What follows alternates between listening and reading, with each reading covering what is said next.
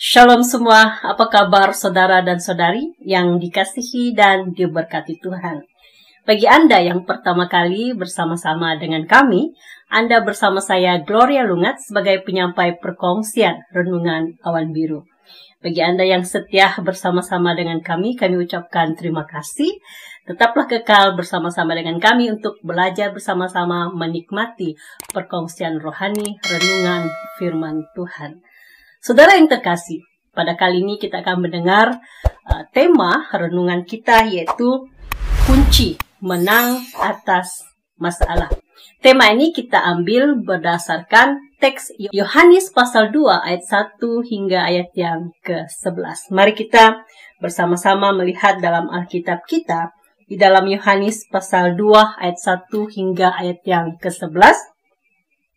Garis besar di atas berkata demikian. Perkawinan di Kana. Pada hari ketiga ada perkawinan di Kana yang di Galilea dan ibu Yesus ada di situ. Yesus dan murid-muridnya diundang juga ke perkawinan itu. Ketika mereka kekurangan anggur, ibu Yesus berkata kepadanya, "Mereka kehabisan anggur." Kata Yesus kepadanya, "Mau apakah engkau daripadaku, ibu? Saatku belum tiba." Tetapi ibu Yesus berkata kepada pelayan-pelayan, "Apa yang dikatakan kepadamu, buatlah itu." Di situ ada 6 tempayan yang disediakan untuk pembasuhan menurut adat orang Yahudi. Masing-masing isinya 2-3 puyung. Yesus berkata kepada pelayan-pelayan itu, "Isilah tempayan-tempayan itu penuh dengan air." Dan mereka pun mengisinya sampai penuh. Lalu kata Yesus kepada mereka, "Sekarang cedoklah dan bawalah kepada pemimpin pesta." Lalu mereka pun membawanya. Setelah pemimpin pesta itu mengecap air yang telah menjadi anggur itu, dan ia tidak tahu dari mana datangnya, tetapi pelayan-pelayan yang mencedok air itu mengetahuinya. Ia memanggil mempelai laki-laki dan berkata kepadanya, "Setiap orang menghidangkan anggur yang baik dahulu, dan sesudah orang puas minum, barulah yang kurang baik. Akan tetapi engkau menyimpan anggur yang baik sampai sekarang." Hal itu dibuat Yesus di Kana yang di Galilea sebagai yang pertama dari tanda-tandanya, dan dengan itu ia telah menyatakan kemuliaannya, dan murid-muridnya percaya kepadanya. Berdasarkan teks ini kita akan bersama-sama mempelajari sebuah tema yaitu kunci menang atas masalah. Nah, saya percaya setiap kita, ya, baik kita orang senang, orang susah, miskin dan kaya, semua kita menghadapi masalah dalam kehidupan kita. Baik semasa kita belum mengenal Tuhan, maupun kita sudah menjadi orang Kristen yang percaya kepada Tuhan. Kita pasti tidak lari daripada menghadapi dan menyelesaikan masalah di dalam kehidupan kita. Baik dalam kehidupan kita secara pribadi maupun di dalam keluarga kita. Ya, di dalam rumah tangga Kristen. Sungguh pun kita sudah percaya Tuhan, sudah mengenal Tuhan, tapi kita masih juga tetap menghadapi masalah. Ya. Namun beza kita dengan orang yang belum mengenal Tuhan, yang tidak percaya Tuhan, kita punya banyak perbedaan, yaitu kita punya Tuhan, tempat kita bersandar, tempat kita berpaut, tempat kita memohon pertolongan. Dan Tuhan kita adalah Tuhan yang hidup, tidak pernah tertidur, ia sentiasa mendengar dan pasti campur tangan untuk menyelesaikan setiap masalah dan persoalan dalam kehidupan kita. Namun anehnya, ya, kita selalu mendengar anak-anak Tuhan, orang-orang Kristen selalu berkata seperti ini. Dulu sebelum saya percaya Tuhan pun saya menghadapi masalah juga. Sekarang hari ini saya sudah menjadi orang Kristen, saya sudah percaya Tuhan, pun saya tetap menghadapi masalah yang sama.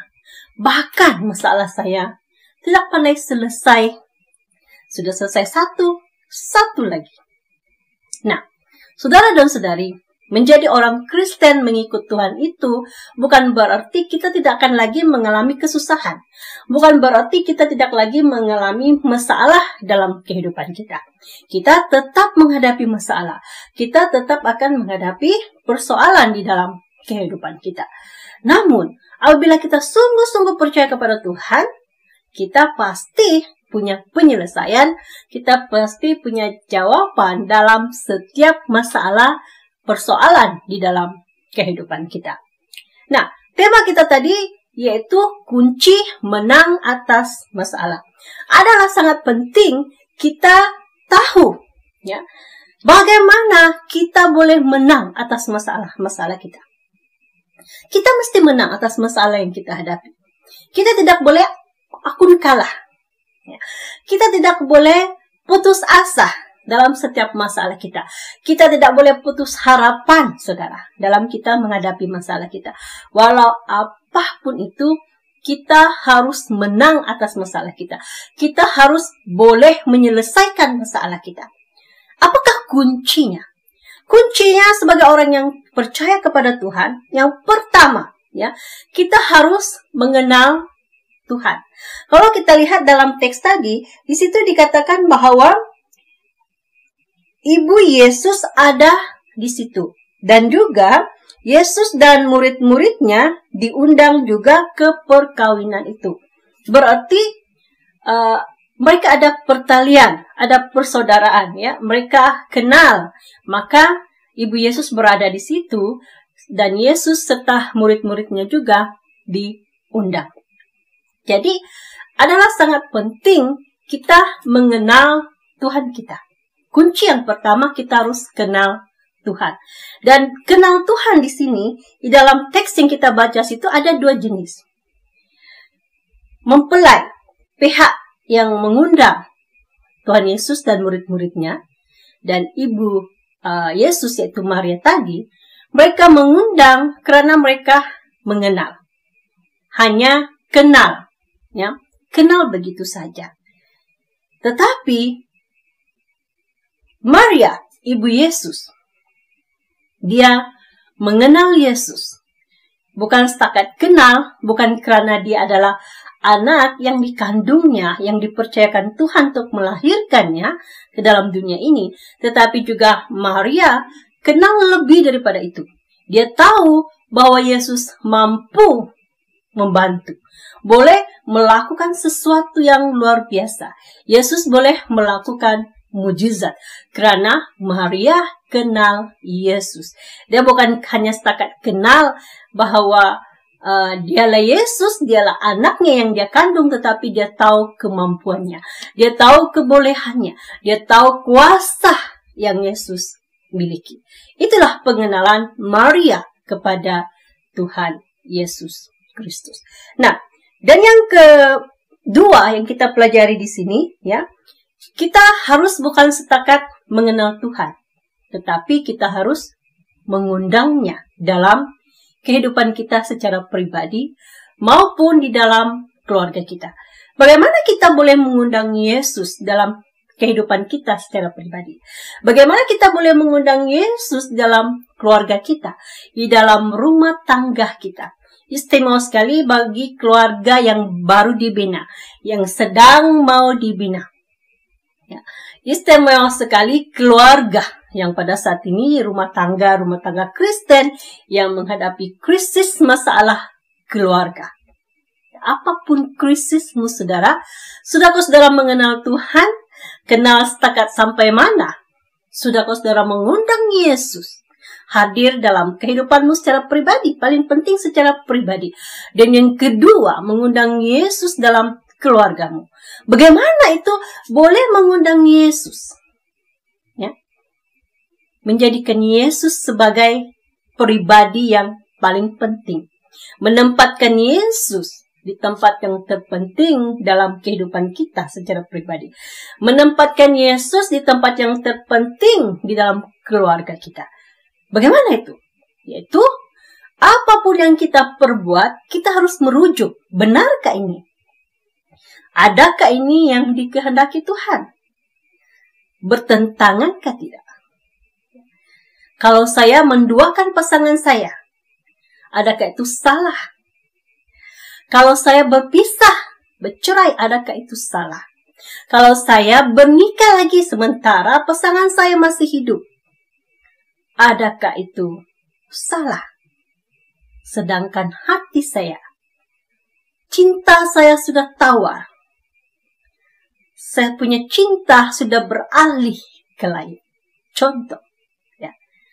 Tetapi, jikalau kita telah mengundang Yesus, menempatkan Yesus di tempat yang paling penting dalam hati kita, dalam kehidupan kita, dan di dalam keluarga kita, kita pasti berdasarkan firman Tuhan. Kita pasti mengikut apa kata firman Tuhan. Kita pasti mengorbankan keinginan hati kita yang salah itu, yang bertentangan itu. Kita pasti lebih memilih mentaati firman Tuhan. Itulah artinya mengundang Yesus dan menempatkan Yesus tempat yang penting dalam hati kita, dalam kehidupan kita, dalam keluarga kita. Bukan mengundang Yesus sebagai seorang tetamu. Seperti keluarga yang mengadakan majlis perkawinan di Kana ini.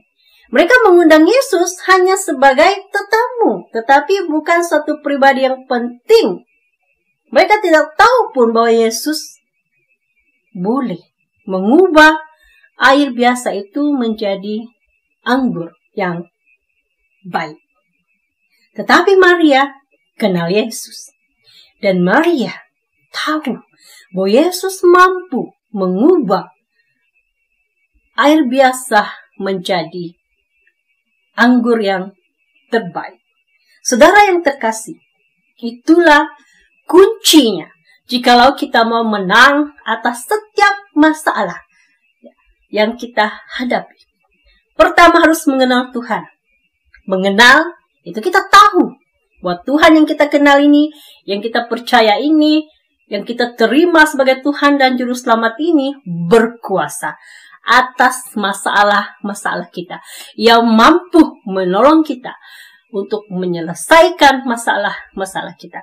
Dan kita harus menempatkannya di tempat yang terpenting dalam kehidupan kita. Dan yang kedua, kunci menang atas masalah yaitu kita harus punya iman. Harus punya iman. Di sini Maria memberi satu contoh iman yang sangat luar biasa sekali. Maria bukan setakat percaya, tetapi dia beriman. Kalau kita melihat di dalam ayat yang kedua berkata demikian, ayat yang ketiga, ketika mereka kekurangan anggur, ibu Yesus berkata kepadanya, mereka kekurangan anggur. Kata Yesus kepadanya, mau apakah engkau daripadaku, ibu? Saatku belum tiba. Tetapi ibu Yesus berkata kepada pelayan-pelayan, apa yang dikatakan kepadamu, buatlah itu. Apa yang dikatakan kepadamu, buatlah itu. Sungguh pun pada waktu itu Yesus berkata, mau apakah engkau, ibu? Saatku belum tiba. Rencana pelayanan Yesus itu belum tiba, belum sampai. Tetapi pada waktu itu, Maria sungguh melihat satu masalah yang dihadapi oleh mempelai pihak laki-laki. Dan dia tahu kesan daripada masalah kehabisan anggur itu adalah sangat buruk sekali. Maka itu Maria mengambil satu inisiatif, membuat satu tindakan untuk datang kepada Yesus memberitahu bahwa mereka kekurangan anggur.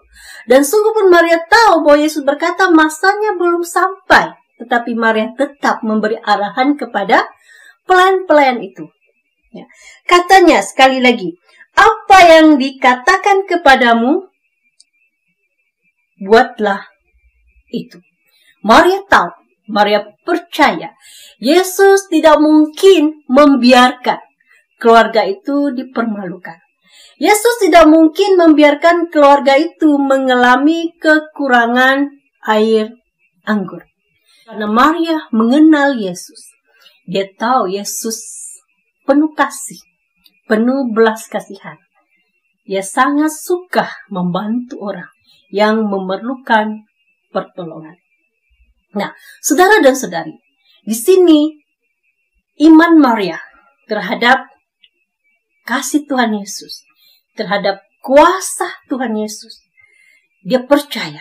Sebab itu dia berkata kepada pelayan-pelayan itu, dengarkanlah apa yang dikatakannya, perbuatkanlah itu. Dan akhirnya, ya, karena Maria begitu percaya, begitu mengenal Tuhan, dia begitu beriman sekali, Yesus berkata, ya, kalau kita melihat ya, kesan daripada iman kepercayaan Maria ini, akhirnya Tuhan Yesus memberikan perintah kepada pelayan-pelayan itu. Ayat yang ke-6 berkata demikian, di situ ada 6 tempayan yang disediakan untuk pembasuhan. Menurut adat orang Yahudi, masing-masing isinya 2-3 buyung. Yesus berkata kepada pelayan-pelayan itu, isilah tempayan-tempayan itu penuh dengan air, dan mereka pun mengisinya sampai penuh. Nah, di sini yang taat, yang beriman, yaitu pelayan-pelayan itu. Ya. Pelayan, sudah, mereka cuma pelayan. Mereka belum pernah melihat Yesus melakukan mujizat. Tetapi karena perintah, karena Maria berkata, ya, berbuatlah, lakukanlah apa yang dikatakannya kepadamu. Maka mereka melakukan apa yang Tuhan Yesus lakukan. Sungguh pun mereka belum melihat Yesus melakukan mujizat, tetapi mereka taat. Mereka tiada pilihan selain daripada taat, saudara. Selain daripada patuh pada perintah itu, selain daripada percaya, bersandar pada kuasa Tuhan, bahwa Tuhan satu-satunya, ya, pada waktu itu Yesus satu-satunya yang boleh membantu mereka mengatasi masalah mereka. Dengan mentaati perintah Tuhan Yesus, maka mereka akhirnya membawa air anggur yang terbaik. Kita lihat di dalam ayat yang ke-8 berkata demikian.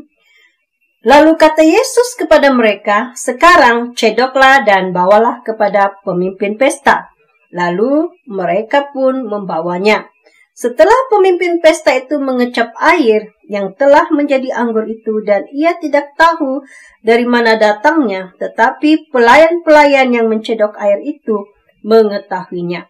Ia memanggil mempelai laki-laki dan berkata kepadanya, setiap orang menghidangkan anggur yang baik dahulu, dan sesudah orang puas minum, barulah yang kurang baik. Akan tetapi engkau menyimpan anggur yang baik sampai sekarang. Nah, menyimpan anggur yang baik sampai sekarang. Orang itu, ya, pemimpin pesta itu, saudara, dia tidak tahu yang mereka hadapi.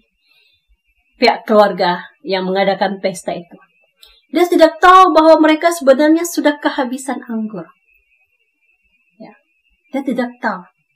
Tetapi pujiannya, dia berkata, kamu menyediakan air anggur yang terbaik sampai akhir pesta. Nah, bagaimana kita boleh bertahan? Bagaimana keluarga yang mengadakan majlis perkawinan itu boleh bertahan? Seandainya Tuhan Yesus tiada di situ. Seandainya Maria tiada di situ. Seandainya pelayan-pelayan itu tidak taat, tidak percaya, saudara. Demikian halnya dalam kehidupan kita. Bagaimana kita mampu bertahan sampai akhir hidup kita? Ya, setelah kita menghadapi masalah satu-satu lagi.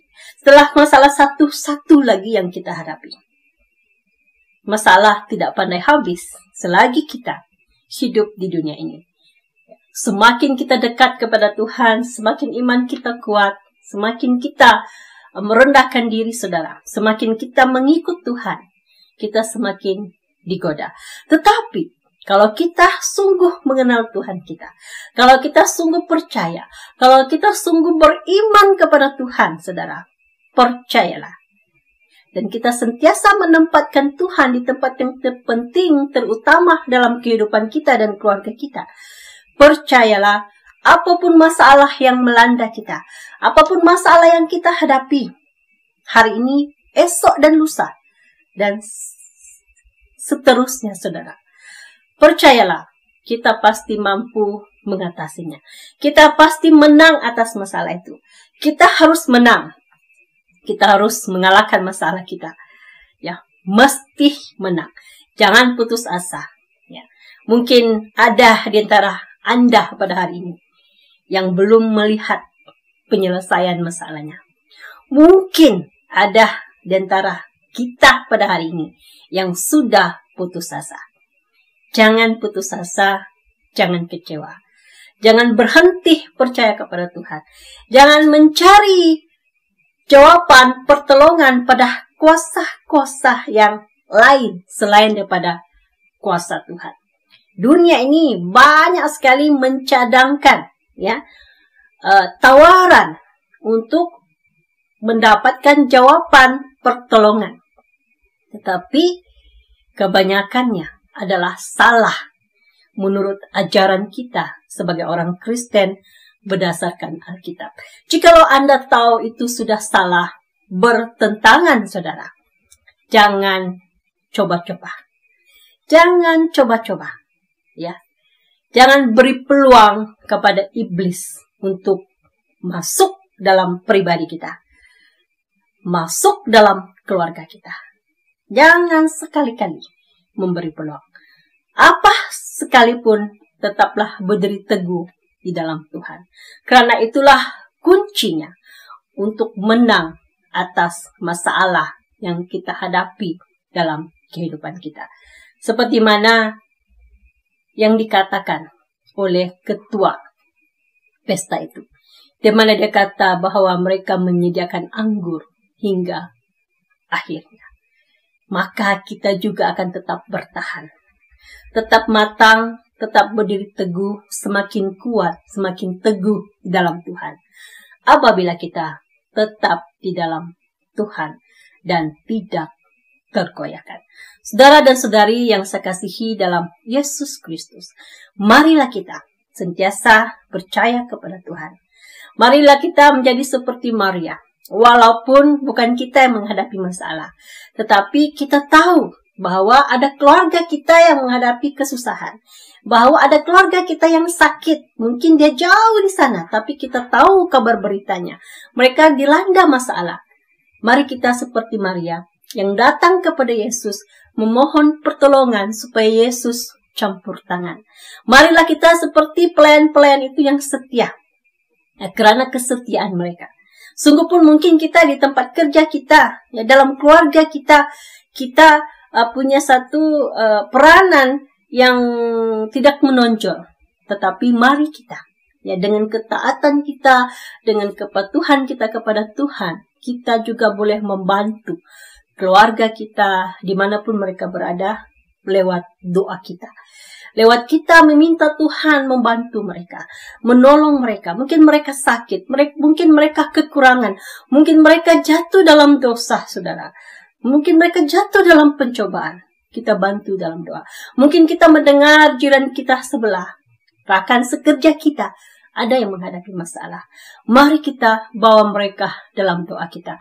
Bantu mereka, supaya bukan kita saja yang menang atas masalah kita, tapi keluarga kita yang lain juga, jiran kita, ya, tetangga kita, rekan sekerja kita juga menang, mampu keluar dari masalah-masalah mereka. Demikianlah perkongsian kita pada kali ini. Semoga Anda diberkati. Kita bertemu lagi di lain perkongsian.